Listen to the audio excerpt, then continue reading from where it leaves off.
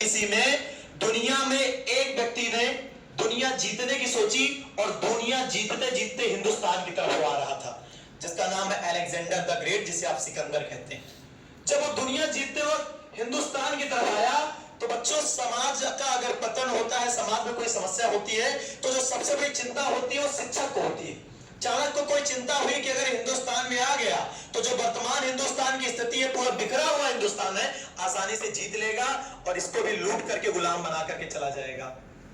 इस चिंता को लेकर के उस समय के सबसे ताकतवर राजा के दरबार में हो गए, जिसका नाम था धनानंद या घनानंद। उस समय वो मगध महाजनपद का राजा था, नंद वंश का शासन था और बहुत ही विलासी प्रकृति का आदमी था। विलासी का मतलब जो लोग नहीं समझते होंगे, जो 12 से 100 मीटर दूर बाएं तरफ जो है, समझ रहे? हाँ जी। तो उस प्रकृति का आदमी था। चाणक्य उसके दरबार में जाते हैं और कहते हैं कि महाराज, ऐसी ऐसी समस्या है, कोई एक राजा अकेला भारत का सिकंदर को नहीं हरा सकता, आप सबसे ताकतवर राजा हैं, सबको जोड़ लीजिए और जोड़ करके सिकंदर का सामना करिए।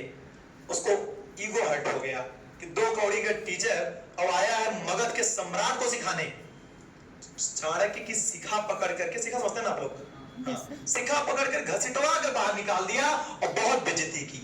चाणक्य ने कसम खाई कि जब तक मैं नंद वंश का सर्वनाश नहीं कर दूंगा तब तक मैं अपनी शिखा नहीं बांधूंगा। एक शिक्षक ने प्रयास किया और बच्चे, चरवाहा लड़का चंद्रगुप्त मौर्य, उसको इतनी मेहनत की, उसके पीछे ऐसा ज्ञान दिया कि उस लड़के को अखंड भारत का सम्राट बना दिया।